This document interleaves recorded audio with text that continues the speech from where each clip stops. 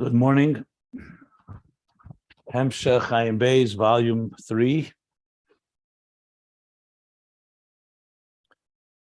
We are on the bottom of page 1363. And learning about Malchus, the second interpretation that Lesla Megama Klum, Malchus has nothing of its own, only that which it receives from the Aveda below, meaning through our efforts of initiating and generating and committing to God, and in turn drawing down his Malchus, his Gili HaMalchus below. So after explaining an example on page 1362 and 1363, the difference between Malchus and the other spheres and the other midas, that they exist even without another.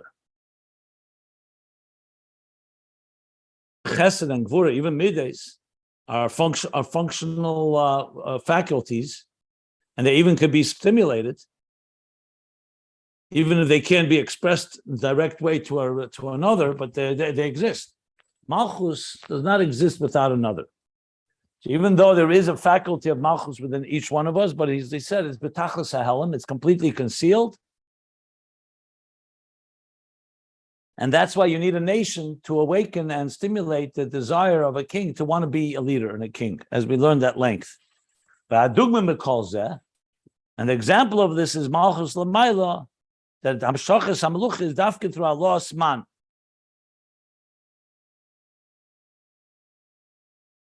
Aveda Sa'adam. And that's why in the Shir Shal Yom of the sixth day of the week, we say Hashem Melech Goyes Lavish, because before that, there was no revelation of God's Melucha. There was a revelation of God's creator as a creator. He created. But the idea of a relationship, of God governing, and we accepting that governance, that relationship and commitment to each other, did not happen until Adam HaRishon accepted upon himself El Malchusei, and then you have this Galus HaMelucha. And the same thing is every Rosh Hashanah, that we draw down the will, the desire of God to commit and relate to us. Dafket Raveda Lamata, when we say Imru Lefone Malchus Kadesha Tamlechuni Aleichem, this happens through Neshamis Yisrael Dafket.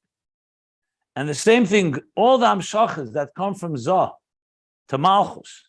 And now he's talking about even the first interpretation. Everything that Malchus receives from Zah, both for its very structure, binyana,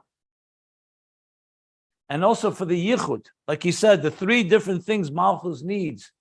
One is for its own development. The second, for its yesod, in order for it to be able to elevate upward. And thirdly, for the yichud, to create new nesham, the birth of neshamas. All kol zeh nasa de'aved lamata b'chinas kabbalas el malchus shamayim. I'm reading at the bottom of page 1363. Vasiyas klei reikon, and building an empty container, an empty receptacle, which is done throughout Morid Chushbana, through our accountability. That we are accountable and we have introspection and soul searching. And through the Ava B'chol Meidecha during davening, our great love, our intense love, B'chol Meidecha, with everything that we have during davening. All this creates the Kabbalah Shel Malchus Shamayim that draws down Malchus. Without it, Malchus would not have a place, it would not exist. I shouldn't say it wouldn't exist. It wouldn't have any manifestation. Whereas the Midas is not that way, as we learned before, and the Moichin for sure not. V'zeu, this is the last lines we learned. The B'chinas Malchus lesla megama klum ki masha mekabelas molmato. And that's what it means. Malchus has nothing of its own, only that which it receives from below. The Hainu Alidei Allah Asman. The elevation of Maya Nukvin, the feminine energy that comes from below, they say to us, awakening from below. Malchus will not awaken itself, it will not stimulate it on its own. Only when the creatures will receive upon themselves and accept the yoke of heaven. And when you don't have that, he finally says in the parentheses, you have mamshala. You have a form of control. God controls the universe. He controlled the universe on the first, second days, and until the human being was created. God also controlled the universe. But control is not kingship. Mamshala. It's not tachlis hatzimtzum, but tachlis hahelam. Yes, he has control because he's God. He created the universe. But it's not what a king is. King is a revealed relationship between king and the people. They accept God as their authority, and God accepts them as his nation, etc. That's where we stopped at the bottom of page 1363. And all this, just to place in context, is all talking about Malchus to understand. If you recall, Malchus being a state of HaMakabel. It's a state of Makabel, both in the Kuda, that it's in receptive mode, that absorbs, and even when it's Bispashit, when it begins to be built and growth, it's also channel, it's not on its own. What he's added now is that even the energies that come from Zohar to Malchus are also generated from below. So we were asking the question, which one is it? It's becoming apparent that in the beginning of creation, it was that way. It was from Zohar. That Zohar was the first, thing that built Malchus. But going forward, it is we that generate that Malchus should receive from the that's higher than it. So bottom line is Malchus, either when it's receiving from above, it's also receiving from below. It's not from itself. That's the bottom line. That Malchus is like a channel between the two. But we'll learn more about this to fully understand the process. So now we're at the last line at the bottom of page 1363. And I'll start reading. If the pages can be found at ayinbeis.com. And context, I've already discussed the context several times, but basically it's all about Makabel, which is in contrast to Mashpia, which is the Er HaShemesh.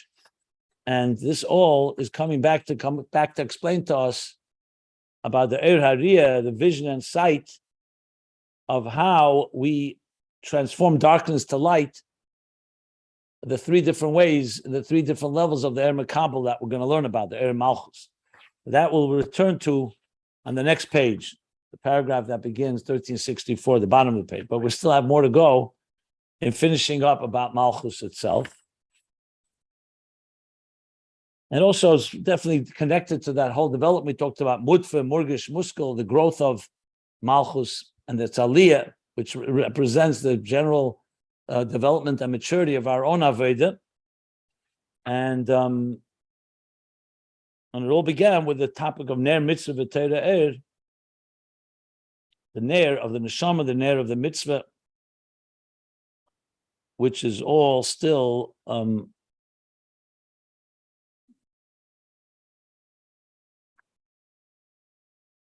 different levels of light, and ultimately Teira Er is going to be the highest level of light. Well, we'll get back to all of that, and I'll explain the context when we start reconnecting the dots here. So let's continue where he's left off here with Malchus. It says now like this. The last line on page 1363. V'gam kol ha'amshachas mamayla mebchinas Malchus.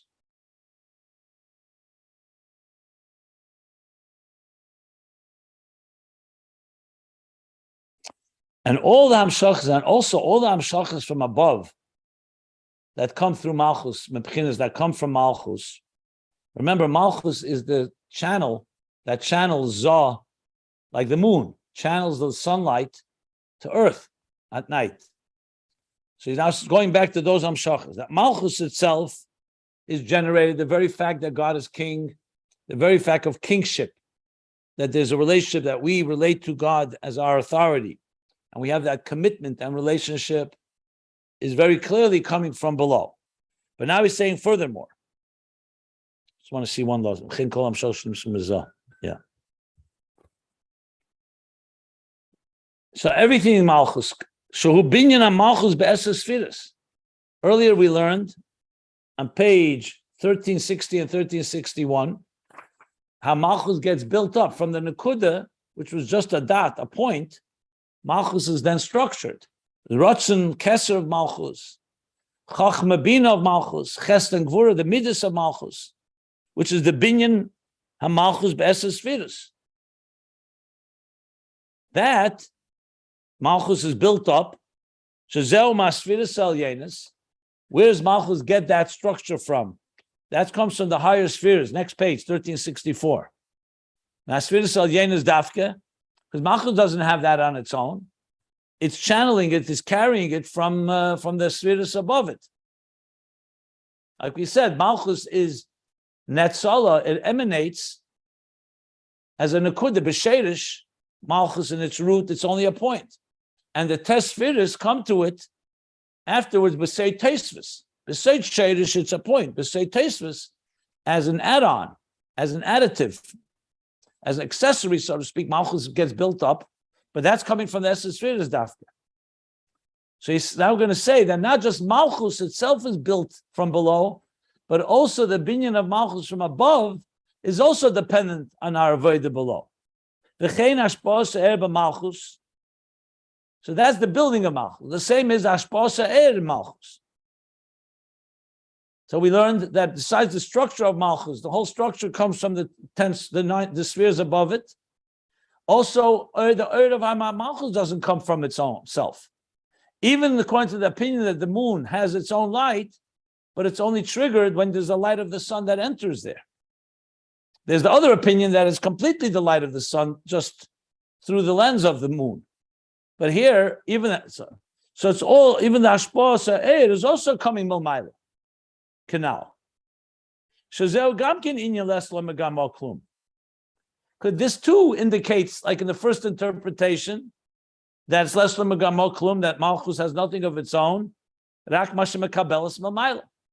Only that which it receives from above. So now the Rebbe Rashab is adding, yes, that's correct. But now there's an additional point. Hu hakol.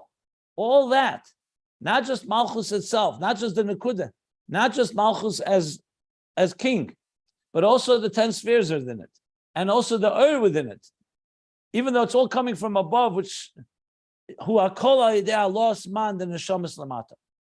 All of that is generated all through the neshamas lamata, the neshamas below, through their Allah man, through their reaching up, with their call and their beckon, their call and cry, reaching upwards, Allah's man, the Mayim Nukvim of the Neshamas Lamata. Like we said, Adam Arishan and then Rosh Hashanah, well, our efforts draw all that down. So here he clearly says that even though before we learned that Malchus receives from above, but even that is also coming and generated through the Avodah below.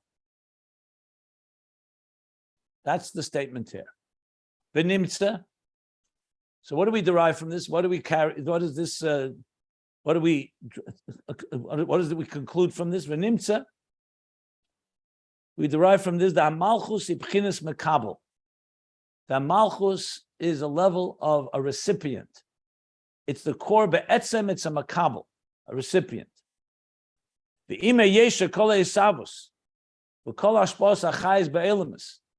And though, as we learned, that all of creation and all the transmission of vitality and energy in the world, whom abchinas malchus dafka, is dafka from malchus, like we learned earlier, that from Zoh, the light is too intense, the energy is too intense, so it needs to travel through malchus. Ba'adarabah, the Rebbe Rashab adds, and on the contrary, Kol hashpos tzorich liyisal yidei malchus dafka. Not just it travels through. They need to go through malchus. U'kamei shekoser be'erech ba'abir habeis demayim rabim b'teir er ve'sofis pashaneach. So he's making it even stronger, and he gives a source, like it says at length in the explanation, the second explanation of the Maimer Mayim Rabim in Teira Er. Ve'sofis pashaneach. I think it means they sofis in Teira Er, or maybe the Tzemach Tzedek say sofis. But regarding Mayim Rabim is a Maimer in Teira Er, Noyach. There he explains this at length, how all the Ashpos have to go through Malchus. So based on that, it would seem that Malchus is a very powerful entity. Everything goes through it.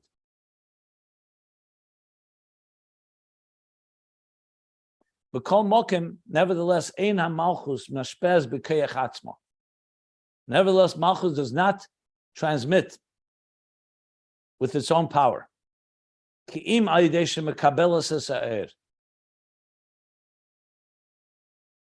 Only through receiving this energy. So Malchus is a critical component. Without it, nothing can be created. But its very energy and its power is from what it receives, not its own. It's not self-generated from within Malchus.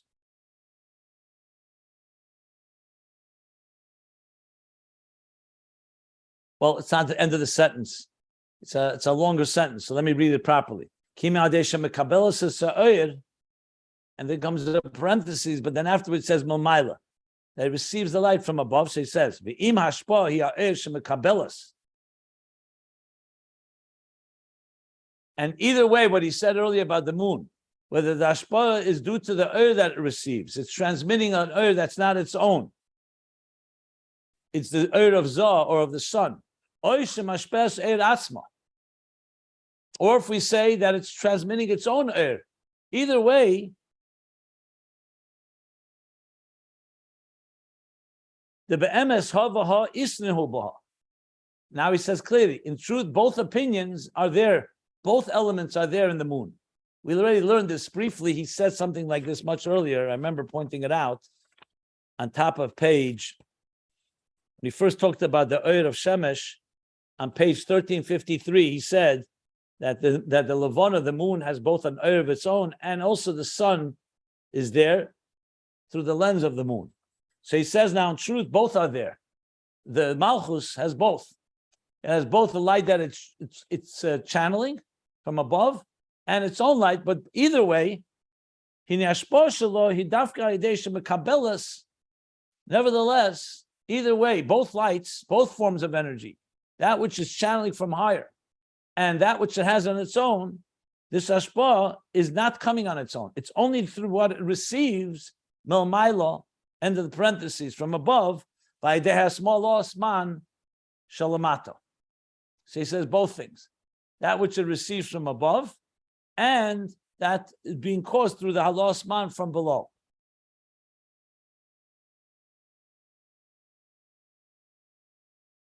So either way, or from all angles, Malchus ends up being a makabel,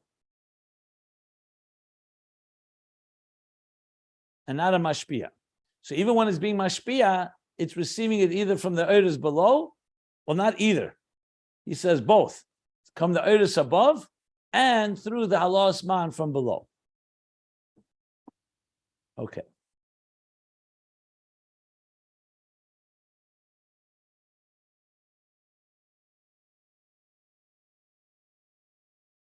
Ubederech klal, and in general, bechinas hamalchus. They write below. There's missing a word.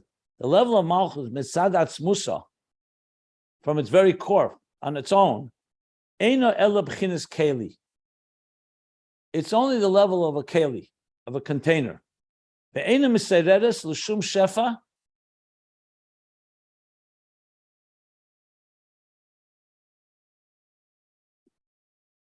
And it does not respond to, it does not get stimulated by any shefa, by any flow.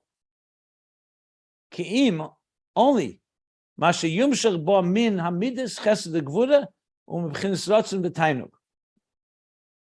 Only that which is transmits within it from the midus of chesed and gvura, and from ratzon and tainug, like we learned before, the 10 spheres, basically. The ozai tiyaklula miyutz vidus ratzon v'tainug shalom alucha.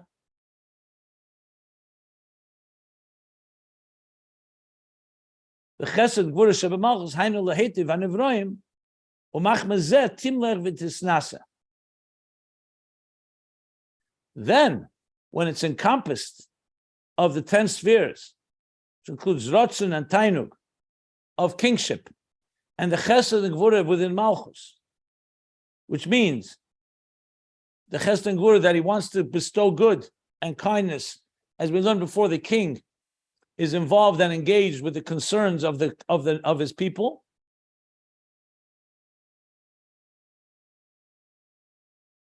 And due to that he has ratzon and tainug. In other words, it's not Malchus on its own. It's because now he has a will and he has a pleasure, a desire, and he has an interest in engaging. Due to that, he timlach, he rules with tisnasa, and he governs, or he reigns. Another good word. Now you may be wondering, wasn't all this said earlier? It was. The Rebbe Rashab is adding a little more flavor, a little more details. Like it says, that the world was created with chesed, meaning that Malchus on its own, without chesed, even though it channels the power of creation, but it needs chesed. Pirush, Mashiniseder Midas Eisnasas, the Malchus Datzilus, whom a Pnei Ha'aris Chesed Elyon, the Zah Datzilus. In other words, in order for it to create, what awakened up, what stimulated the midah, the exaltedness, or the reigning, the element of governing, of kingship in Malchus of Atzilus, is due to Chesed, the reflection of Chesed Elyon of Zah, Datzil Sheheir Ba, that radiates within Malchus. And it's due to that he desires. So it's not Malchus on its own, it's Malchus with chesed, the idea of giving chesed, of being kind. That's what causes the desire for this nasus. V'chein al derech zeh, b'rotzen v'tainug ha'atzmi. Same thing, that he needs to have the will and the desire, the will and the pleasure. The core will and pleasure. When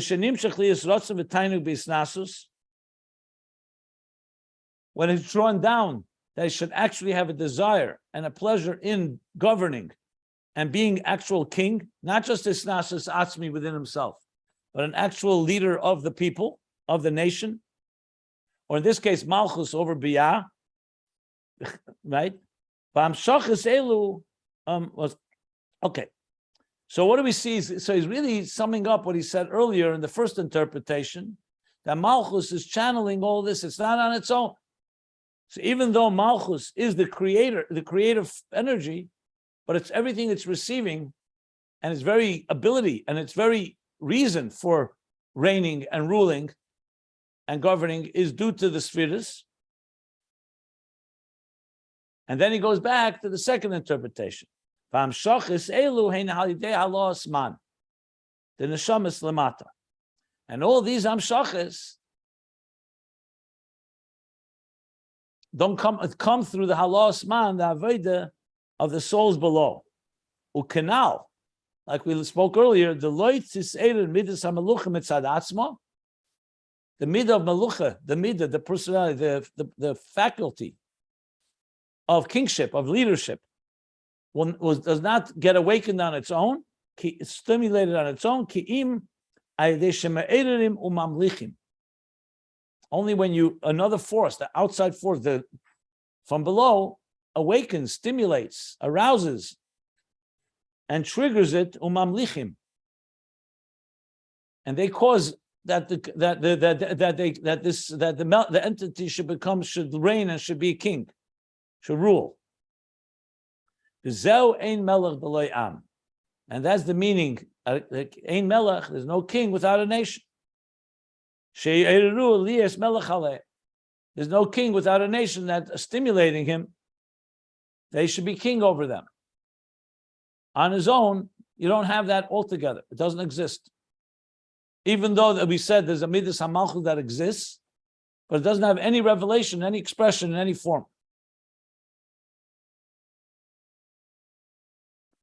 And I think now in the parentheses, the Rebbe Rashab is finally going to reconcile, because like I said, does it come from above, from below? I think it's already pretty clear that in the beginning it came from above, but now it's always coming from below. And he's going to say that explicitly now in the parentheses.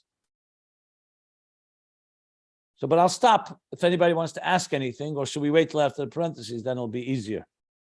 Let me read the parentheses until the end of the paragraph, and then we'll review it all. Ubetchilas habriya, and the beginning of creation, koydem shenivra adam, before the human being was created, hoyin hamalucha rakai de'agilim ilmayla. The malucha was only through a revelation from above, because there was no one to receive God as king. There was nowhere there to crown God as king. So it's all Mamayla. So the Gilim Mamayla transmitted into Malchus. So that was initiated from above. Because what created, if we're saying that everything comes from below, what caused Bereshit bara l'kim s'shmayim v'sa'aretz? 6 days, God created a whole world, a whole universe, a whole existence. And there was no Adam yet. So you have to say that in the beginning, it came from Omayla. And that's what caused Isavas and Nevraim. Aval hoye b'chinas memshala levad. But yet, it still had something lacking.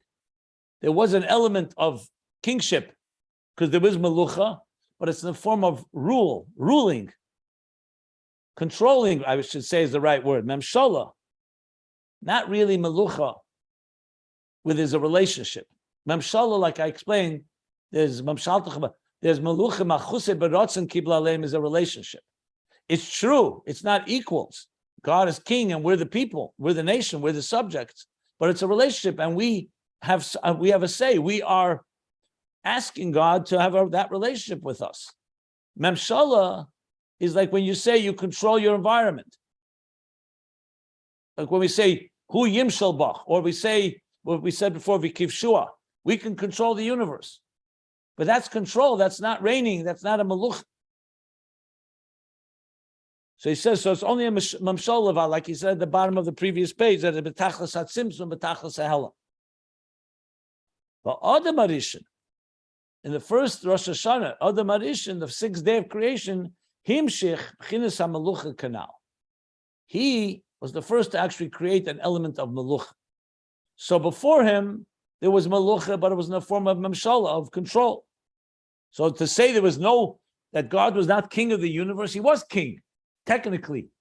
But it's not the kingship we're talking about here. We're talking more, that was a controlling element. And this is what it says. In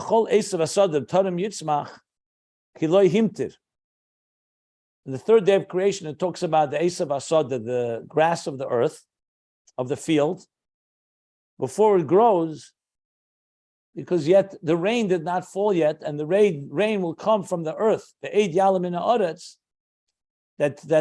So even though in the beginning God created vegetation on his own, but ultimately said that will come from the efforts of man that will ultimately draw down the rains to make things grow.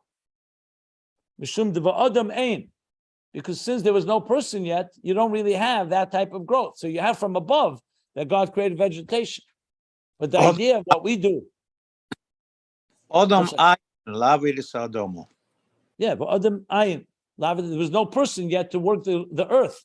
So yes, things grow on their own, but the true vegetation that we know of, we grow grain and fruit and produce, is when the person works the ground, works the earth. So what do you see from that? That there's something from above, but the true development of earth is when there's a human being there to do it. And because of that, Malchus did not yet have Gile'er. The Gile'er that comes specifically through the work from below.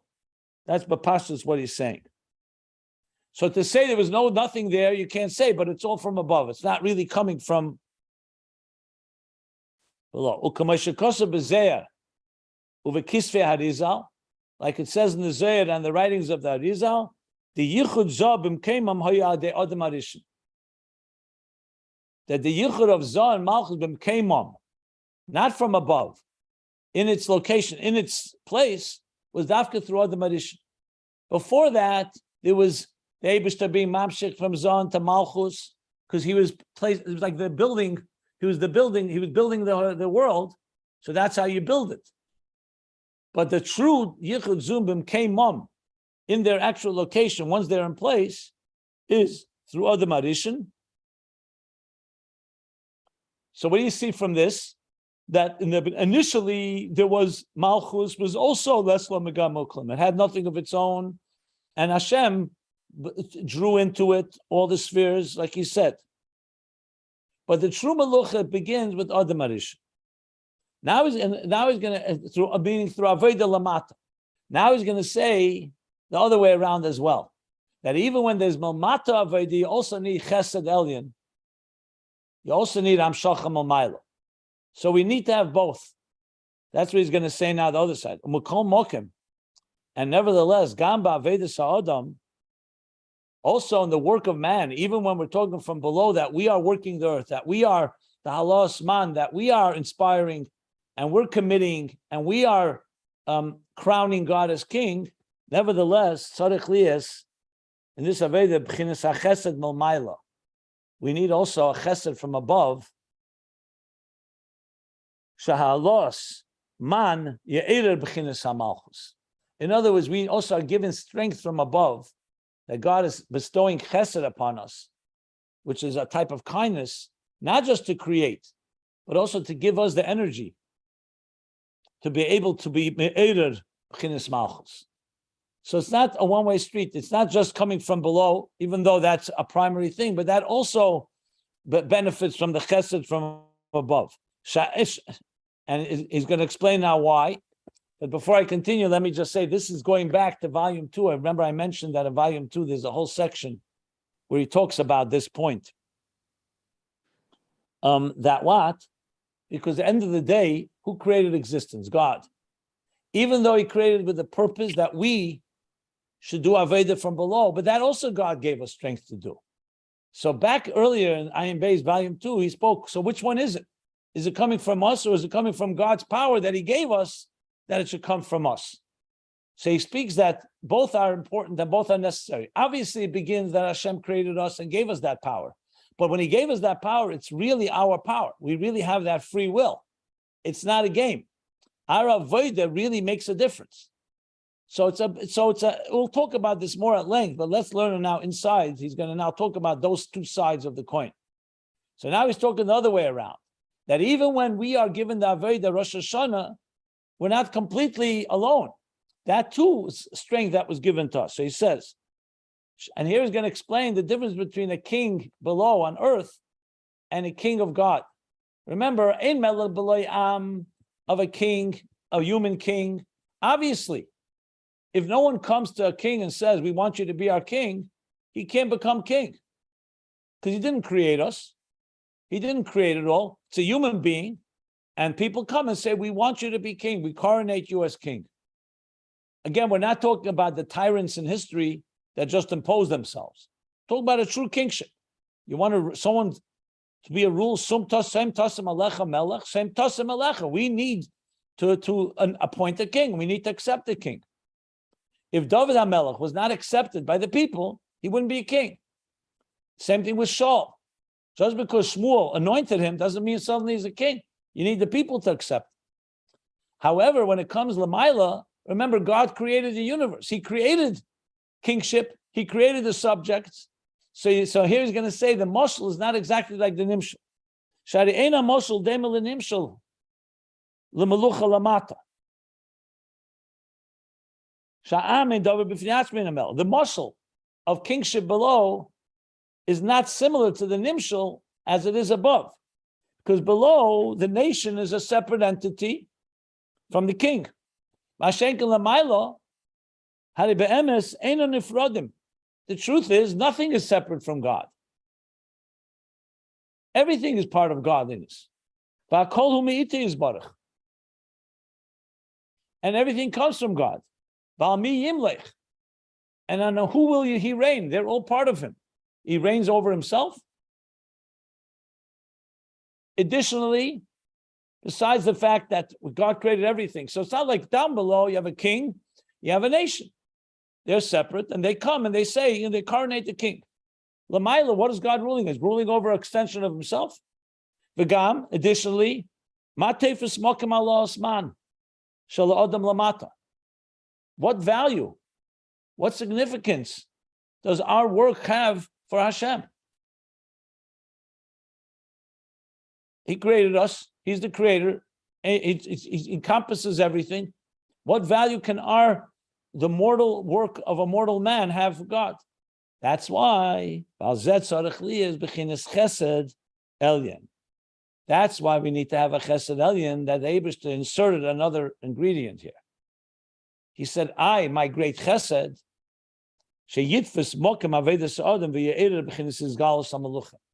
I'm implanting in existence something that sounds paradoxical. Though you are an extension of me, and it's all part of one God, and what could you do that will help me, or some way be something that I will benefit from? I am creating a chesed elyon, that your work should matter to me as well, and that you should be the ones that have the control to reveal my melucha, my kingship in this world. Now he says it very briefly here, 2 lines, but this deserves, as you can imagine, volumes. This lies at the heart of so much of the very nature of existence. That's why it refers back in volume 2. There's a whole discussion on this at length. How Aveda below Tzedek Geveya or not, whether Aveda is needed above. Does God need our Aveda? That we need each other, and that the world needs us to refine the world, fine. That's how God made it. But God is God. So what does it mean that he needs us to make him king? And he cares about our Aveda and our lost man. So he's saying that's why, in addition to the fact that what we said till now, that you need a chesed elyon also to empower us with this ability to actually, that our Aveda should be teifus makom, should matter, it should be significant, and that we should be the ones that that reveal melucha, even though, philosophically, you could say God, what kind of melech? We're all part of God. But he created us, the chesed created a tzimtzum, that actually created an entity that is separate. Obviously not from God's perspective, because God is one, but even from God's perspective, there's an element of independence that we were given that have the power to crown God as king. Now that needs explanation, because if God is one with us, from our point of view, you could say, okay, we're accepting God, but for God, what is it doing to God when he's already one with us before? That's why we have to discuss what does it mean, the tzimtzum, and how God actually created a reality that in reality we actually crown God. It's not just an illusion in our minds, like a game. You could say a father, for example, is controlling the whole situation. He hides from his son, and even when his son finds him, he's still one with his son. So the whole thing is a game. It's only from the child's point of view. Here he's clearly saying the Chesed Elyon has actually created Kavyachol, so to speak, an independent tachtenim, an entity, and real free will. We're not an extension. When we have free will, we exercise our free will. It's not God pushing our hand, and we don't feel it. We actually have our own ability to choose. And that is all coming from a Chesed Elyon that God implanted in existence. But more of this needs, obviously, more explanation. I would actually go back to volume 2 and read it inside there, because he spoke, basically what he said was that ultimately God chooses that we should have the power to affect him, and that he should need us. He doesn't need us on his own, but God is unlimited, and therefore he could also choose to want to need us. And when he does, it becomes a true need. That's briefly what he says there, but we'll learn about it more. Let me just finish reading till the end of the paragraph, and then we'll stop. Who? Malchus mashpia. So this is the conclusion here. The Malchus in general is not a mashpia, ki im mekabel be'etzem. Because the end of the line, the end of the day, what we just discussed is the question of what our avodah does. But regardless, Malchus, either way, whether it's coming from above, from chesed above, or it's coming from below, Malchus is fundamentally not an mashpia. It's not a transmitter of its own, which means from its own strength. It's a mekabel be'etzem, which means it receives from that which came above and receives from below what we draw, and we stimulate it to draw from above. So that's essentially what Malchus is. Like I explained, that there's 2 sides to us. There's a mashpia part. We have strengths and faculties that we have to give, but we also have a part that's fundamentally an absorber. That doesn't mean we don't give. It means what we give is not, we feel is not coming from us. It's bittul. It's coming from above us, and it's stimulated from so-called below, from outside of us. So that's ends this paragraph. And now I leave the floor to all of you. I'm sure you all want explanation. What does that mean? That the Chesed Elyon seems like a real contradiction. That God is one with us, nothing should matter to him, and yet the Chesed Elyon is that yes, our work matters, and we are like a separate entity that crowns him as king. I'm sure everybody wants more explanation, and I will explain more. But beyond that, please, if anybody wants to comment or question or anything like that. Where in volume 2? Where in volume 2 does he discuss this issue of developing our desire? It begins first with Vayikra and Sav, Tafresh Ayin Hey. Those are the names of the Maimarim. Vayikra and Sav. And I remember teaching that at length. That was a very. You want the exact page number? I can look it up. Please, if you don't mind. Vayikra, the Maimer Vayikra, Tafresh Ayin Hey. That should be enough to find it, but it's okay. But That's the whole idea that the Chesed Elyon. One second. But there's another part that's very, very relevant. Before I'm going to give that page as well. 1 second. So Vayikra, the Maimer Vayikra begins on page 10. What is it? 8, 9, 11. There are no chapters anymore, and more specifically 9:13. I would start from 9:11, 9:13, and it goes on all the way through where he finally finishes the subject is on page 9:24. So 9:11 through 9:24, that's Vayikra Tzav, and then there's even a more important, well, not a more important, but another critical piece in it, which begins, let's see here. Yeah, very, very fundamental. Let me just see. Kamayim aponim leponim. Kain leva adam la'adam l'mayla. Very deep and complicated piece. Just a minute.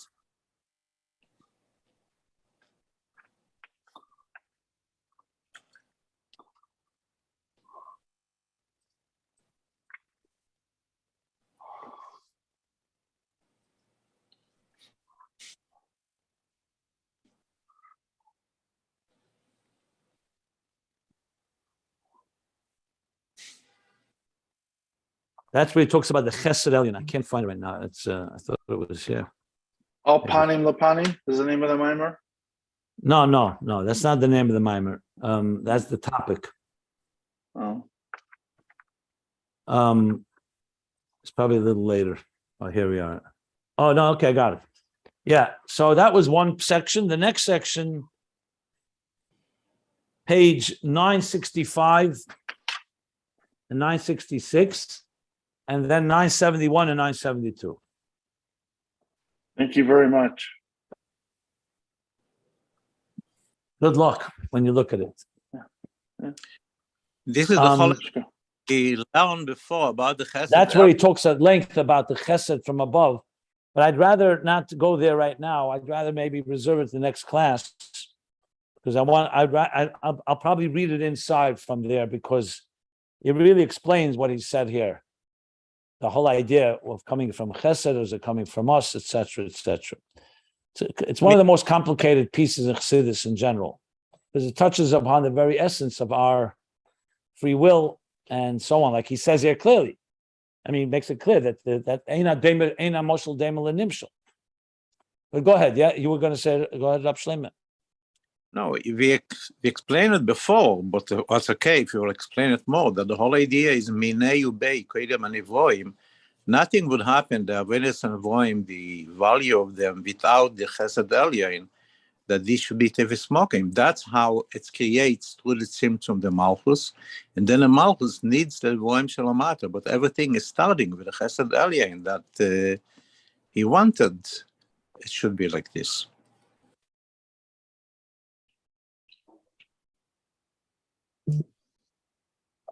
Yeah, but still, we have to understand that the whole process.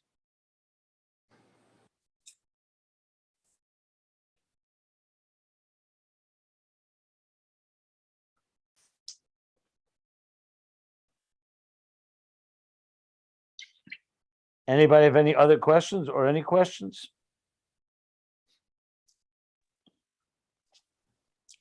It sounds like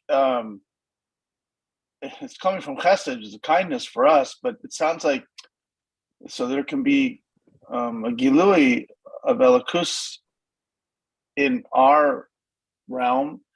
So he has to give us that capacity to essentially coronate him, to make him sovereign, because it's not Begilui unless it's manifest in where we are. And it can only be manifest where we are if we, so to speak, lahabdil, say it's so. Of course, it's so regardless, but it's only begilui if we say God is our God. God is God, God is our God, God is sovereign. If we don't say that, it's mamish not begilui. Are you asking something or you're explaining something? Well, I guess both. I'm asking, am I seeing it correctly? Well, it's a lot more complicated than that, because it's not just about Gili, it's about reality. Is it real? In other words, this isn't just about Malucha. The fact that we exist in this world, we are, the fact that we don't feel godliness doesn't mean God is not everywhere. So is the whole thing just about a Gili? In other words, for a tzaddik, for example, who already sees godliness everywhere, he doesn't have to do any mitzvahs. He doesn't need to crown God as king because he's already there. No, because he wouldn't be a tzaddik if he wasn't. Is it just because of our own weakness and our own blindness? In other words, Mashiach is really here all the time, except we don't see it. So it's just a matter for the more inferior people like ourselves to reveal it? Or is there some real reality here? Is God indeed really, is his desire really being fulfilled? Or it's just a matter of revelation. So that's why this is a little more, needs That's much more nuanced than just. Nuanced. Yeah, you know, listen, you could say very simply that you have in a room that you have 10 people in the room, 9 people see light, 1 person doesn't. So you give them, okay, let them work until they figure out how to see the light. Or is there something more fundamental that's going on that everybody is, we'll talk about it more. It's not on 1 foot. The point being is that you need a Chesed Elyon for this. What that Chesed Elyon does, I'll talk about the dynamics of how God indeed created a Tachtenim. Because you could say the fact that this world conceals godliness is just an illusion. It's just in our eyes. It's not real. But then Torah mitzvahs also then becomes something that's just removing an illusion. So this needs a discussion. That's why I said the Maimorim there talk about it. I'll explain it. I'm not going to explain it now. It has a lot of components to it, and I want to give it the right, do justice to it. Okay. You teed up the questions though, so thank you. The point that is key here, that this was a parenthesis. It's important in the discussion in the parentheses, but the bottom line point is that he concluded the piece why Malchus is a Eira Makabel fundamentally. That's why Les Lamer Gamal Klum. That Malchus is another form of existence that God created, should be an Eira Makabel. And the truth is, that's really the point, that God actually created something that is real. It's a real Eira Makabel. Malchus is not just another extension of godliness that conceals the divine. It's a different type of divine manifestation. Like when we talk about the Helam Ha'atzmi, we're going to talk about that as well. Helam Ha'atzmi is not just in our eyes. Even for God, it's a Helam Ha'atzmi, meaning it's beyond Giluyim. There are things that are not about manifestation and revelation. So that's the key thing to remember, that Malchus is a different type of entity that God put into existence. Shnei Ma'oris Hagdelim, that's Mashpia Makabel. As I said, in our lives, we need both. Malchus manifests Bittel, and Mashpia manifests Hamshacha, Gili. So Bittel and Gili, even though both need each other, but that's the deeper understanding of what we're going to be learning here. Because ultimately, remember, we want to make the interface between the divine and existence is critical here. And that interface is all the way to the point that, like with Havayahu Alekim, that even the Tzimtzum itself gets transformed. to the point of Einoid, that Malchus itself reveals the Helam Atzmi. So there's going on here is deeper levels than just Giluyim, which we're going to get into in this whole discussion. He gave us an outline anyways. Thank you. No, well, first of all, we've learned these ideas. Yeah. Just putting it all together. Yeah, there is an outline here. No, I'm not. There's no secret. I'm giving you everything you can look up. You'll find it, but we'll talk about it. I'll talk about it. I just have to conclude this class earlier than usual. Now I want to conclude because I'm doing officiating at a wedding upstate and I got to start moving. Did you record the thing on Slichos last night? Yeah. It will be posted. It will be posted. Yes, it was recorded and posted. Yeah, quite a few.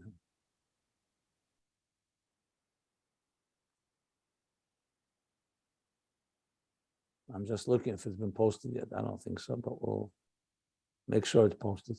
Yeah. Thank you. Okay, so I'm going to sign off. Let's conclude here. The end of the paragraph on page 1364. Sorry for being a little shorter than usual, but it's life.